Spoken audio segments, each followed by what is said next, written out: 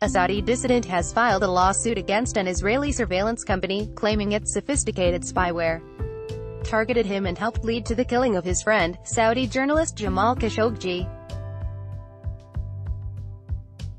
The suit, filed in a Tel Aviv court, follows others previously filed against the company.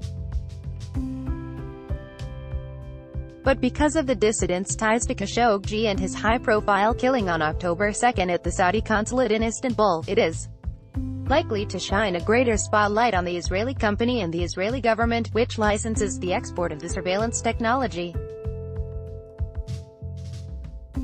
It comes as the New York Times reported that the CIA allegedly has evidence that Mohammed bin Salman, the Saudi crown prince, had regular contact with a Qiyad around the time that a team believed to have been under that aide's command assassinated Khashoggi.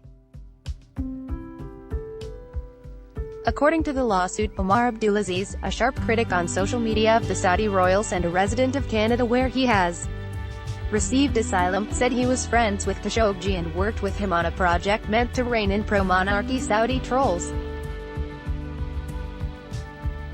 The lawsuit says Mr. Abdulaziz received and clicked on a link sent to his phone in June 2018 that he argues exposed his mobile communications to Saudi authorities.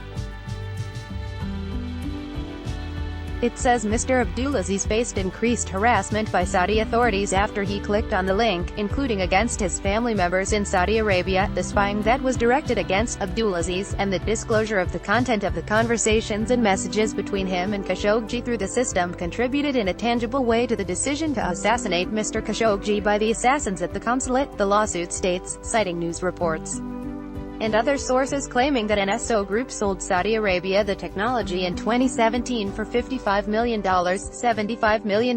Related WhatsApp messages show Jamal Khashoggi feared Saudi crown prince. Related Saudi prince ordered Jamal Khashoggi be silenced. Related Khashoggi killing audio. Atrocious. Omar Abdulaziz is demanding 600,000 shekels, about $220,000, in damages from the company, as well as an order preventing it from selling its technology, known as Pegasus, to Saudi Arabia. In a written statement, NSO Group said the company's technology enables governments and law enforcement agencies to fight terrorism and crime. It said it takes an extremely scrupulous approach to the sale of its products, which also undergo vetting and licensing by Israel's defense ministry. We do not tolerate misuse of our products. If there is a suspicion of misuse, we investigate it and take the appropriate actions, including suspending or terminating a contract, it said.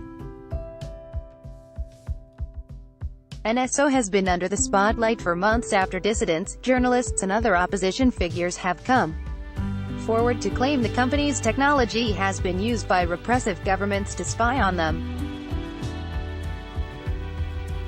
These include Mexican and Qatari journalists who have already filed lawsuits against the company and an Amnesty International employee who was allegedly targeted by the software.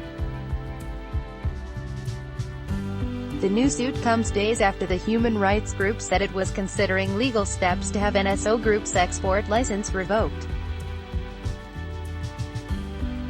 It said it had made an urgent request to Israel's defense ministry to have the company's export license revoked following the targeting of one of its employees. It said the request was denied. We thoroughly reject this inadequate response.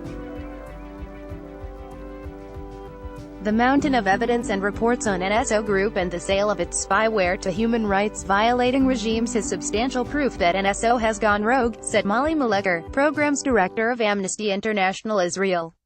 By continuing to approve of NSO, she added, Israel's defense ministry is practically admitting to knowingly cooperating with a company whose software is used to commit human rights abuses.